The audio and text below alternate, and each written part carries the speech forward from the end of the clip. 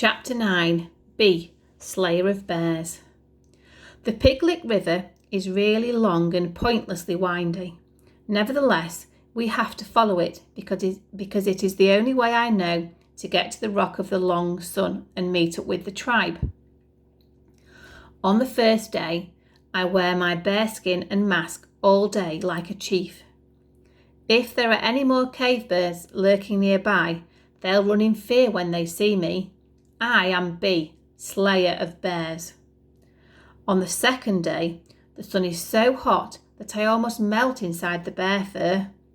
Not to mention that the pelt is starting to smell funny. I take it off, but the strange smell hangs about like a hungry dog. On the third day, I spot a tree that I recognise. Now, dog, see this tree here, with a trunk as wide as a chew's belly? I cross my arms and pull my mouth down at the corners just like the snore of the rat. This tree means that we must follow the river until nightfall. Wait for a crow to fly overhead. Twirl in a circle, do a handstand, then head west until we see the Rock of the Long Sun, I say in Rat's show-off voice. Yip, said Dog, like he understands perfectly. Let us proceed, I say, still mimicking Rat's voice, and I march along the river, bouncing on my toes and swinging my arms just like he does. When night falls and we settle down, I stare upwards, waiting for a crow to fly overhead, but I can't really see anything because the sky is so dark. Eventually, I fall asleep against a tree. Dog snuggles under my bear fur, so we're toasty warm. In the morning, I wake to cawing. I look up and catch a bird disappearing over the treetops. That was probably a crow, I say. Dog gives me a questioning look. Well, it might not have been. I just made the crow bit up, really. I twirl around in a circle and Dog does too. Then I do a handstand against the tree and I stay up for ages. With any luck, a good idea will fall right out of my head. It doesn't. The only reason I fall down is because Dog licks my armpit and it tickles. Dog, I laugh, wiping off the slobber. We set off west anyway, walking away from the rising sun. We can't be far from the Rock of the Long Sun. I keep expecting to see Knotted Mane picking berries or hear Dad singing one of his songs. I smile to myself. What I wouldn't give to hear Dad singing one of his songs again. I wish that I could watch him and Vulture playing their instruments. I wish that I could listen to Bent Tree stories. Astonishingly, I even wish that I could hear Rat's irritating whine of a voice. I'm busy imagining, and I don't notice that I'm walking uphill or that the trees are disappearing. I walk right into the Rock of the Long Sun and smack my nose. Ow, I say, and hold my nose until it stops hurting. The tribe are nowhere to be seen. They must be going the long way, I tell Dog. He looks unconvinced. Come on, let's do the ritual. Even though I'm not allowed to join in with the midsummer ritual, I have my own ritual that I always do when we first reach the Rock of the Long Sun.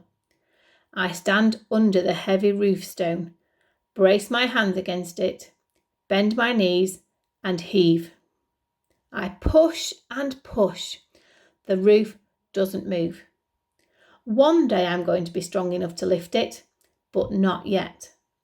Dad says that it's impossible. Even he can't do it. But that doesn't make sense, because if it's true, how did our ancestors get the stone up there in the first place? I wish that Dad was here now. For a while I keep watch on the hill, but I don't see the tribe. I fetch water from the river to drink. I start a fire after only one attempt. I roast the last of the bear meat that I could carry and serve it with earwigs and leaves for extra crunch. I have a full belly, a blazing sun, a toasty fire, and my warm, smelly dog at my side. I'm getting used to looking after myself. Maybe I don't need the tribe after all. However, as night falls and I curl up under my fur with Dog, scary thoughts start to swim around my head. Thoughts like, what if the red sun we saw was an omen that the tribe was in danger? What if danger found them? What if they got swept away by a river or fell over a cliff or eaten by bears that they weren't brave or strong or clever enough to fight off like I was? I should be with them. I could help. I try to spear the thoughts like fish so that they won't bother me, but they keep slipping away. I lie awake with my thoughts swimming and splashing. After all, it's nearly midsummer. Nothing keeps the tribe from the rock of the long sun on midsummer night. In the morning, I am still tired. I'm so tired that I don't hear the footsteps at first. Not until Dog starts to jump and yap. I look where he's looking and then I see them. My tribe. Dog's ready to leap out and lick everyone, but something stops me. I grab the scruff of Dog's neck while I try to work out what's wrong. Then it hits me. I can't see Dad. Snore of the rat walks at the front. He swings his arms and bounces on his toe. See, he says smugly, not far from the frog-faced stone, just like I said. Quietly, the rest of the tribe follow. Bent Tree hobbles slowly behind him on her gnarled walking staff, her eyes fixed to the floor. Knotted Mane follows with a basket of berries. Today I cannot see juice around her mouth. Tumbling Pebble glumly leads the dogs, who are dragging the tribe's tent. Then the rest of the elders follow, carrying pots, axes, bows and arrows. My stomach drops. Where is he? Where is my dad? Breath of the Vulture walks behind the elders. He looks tired, almost as though he hasn't slept or eaten in days. He glances behind him and waits. There he is, my dad. My fingers and toes tingle with relief. His eyes, like bent trees, are fixed to the floor, and he is dragging his feet. My dad isn't the sort of dad who acts like a baby. What is he playing at? As the tribe reach the rock of the long sun, I see my dad lift his head. I thought that Vulture looked tired, but my dad looks exhausted. His eyes are all red and have dark circles under them. Where is she? He sighs. Where is my little bee? I think that he's being melodramatic. I can clearly look after myself. Vulture pats Dad's shoulders gently as he lowers himself to the ground. There, a chew. I'm sure we'll find Bee soon. Rat rolls his eyes and snorts. Not likely. We've searched everywhere.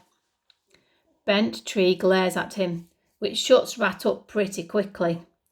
I'm about to blow their minds. I pull on my bear fur and skull mask and stand up tall. I stride out from the trees towards the tribe. Well, not quite everywhere, I declare. They see me. Snore of the rat's mouth hangs open. Bent Tree's eyes go googly. Vulture pokes my dad with his foot. As he turns, he sees me. His whole face seems to lighten and his eyes sparkle. Dad leaps to his feet, then he howls just like Dog and runs towards me. He picks me up in his giant arms and spins me round so fast that my skull mask flies off and lands in Knotted Mane's fruit basket. Juice goes everywhere. I'm giggling and I can't help myself. We all thought that you were dead, says Dad. Well, I nearly got eaten by a bear, but luckily I killed it first, I explain. I skinned it too. You killed and skinned a bear, said Dad. His mouth is so wide he could nearly swallow a horse liver whole. He places me back down and stares at me. He sees my beautiful bear fur and my majestic skull headdress. His chest swells with pride and his eyes shimmer. Then he bursts into song. Sing a song of fearless bee. Fearless bee, fearless bee. She's as brave as she can be. Sing a song of bee. Then everyone in the tribe is dancing and singing and swinging each other in circles. Dog is busy chasing his own tail. After that, no one can stop asking me questions. I tell them all about how I fell into the passage in the rocks, how I slept in a cave, and how I made my own axe. And I saw something really strange. It was a tribe, but they had tents that didn't move, and they built walls out of mud, and they had whole herds of animals just living right there with them. Bent Tree and Dad share a look. I carry on with my story though. I am at the most exciting bit, the story of how I slew the bear. He was coming right at me with this horrible grin on his face. Bears can't grin, Rat interrupts, but everyone shushes him. And at the last minute, I dive to the side and whoosh, smack, he flew over the cliff and hit the rocks below. Everyone gasps, except Rat, of course. Then I waited by the rock of the long sun until you all arrived. I thought you were never coming. We were busy looking for you, says Dad, ruffling my hair. At least we know what the omen meant now. We do. The red sun was a warning not to take our little bee for granted, explains Bent Tree. Hey, I'm not little. Not anymore, says Vulture. Before we know it, you'll be as big and strong as me. He flexes his arm. It bulges so much I half expect it to pop. Bent Tree thumps her staff on the ground. Your story, Bee, is one that our children will be retelling for years and years. We must learn from it. We almost lost an irreplaceable member of our tribe. I blush and have to suppress a smirk as Rat scowls. Moving from place to place has been our way of life for many years. But if we want to survive, it's important that something changes. So I, along with the other elders, have made a decision. We cannot lose people from our tribe. We must settle. Settle, I ask. Building houses, grins Tumbling Pebble. Like the tribe that you saw. Growing fruits, sighed Knotted Mane. Keeping animals of our own, said Dad, stroking his goatskin tunic. And staying in one place, spits Rat. I can't help but smile at this. Rat's navigation skills aren't going to be so useful if we stay in one place. All of the modern, forward-thinking tribes are doing it, says Vulture. And where better than beside the rock of the long sun, says Dad. There's open space, a river nearby, plenty of pigs to eat. We could even make the rock of the long sun bigger, Vulture cries. Bent Tree gasps. The rock, the ritual, the sun is setting and it's midsummer night. Suddenly, everyone is busy. Bent Tree begins to start a fire. The elders put on their masks. Dad and Vulture find their instruments. The tribe gathers in a circle around the rock of the long sun. I hang back at the edge of the trees, teaching Dog a new trick. Come on, Bee, says Bent Tree. Are you joining us? I look up the hill. The whole tribe stands there in their best furs and masks. The only person missing is me. Yes, join us, Bee, says Vulture. Get up here and bring that mask of yours, adds Knotted Mane. Soon everyone is begging me. Oh, all right then, I say like it's no big deal. I pull my bear fur tight around my shoulders and balance the bear skull on my head. As I walk up the hill, my insides are buzzing like a beehive. This is it. I've proven myself. Dad says, I suppose you want to change your name to something scary now, like Glistening Claw. You did skin a bear single-handed. Dad, it's not our names that make us who we are, I say firmly. It's our actions. Dad nods, smiling.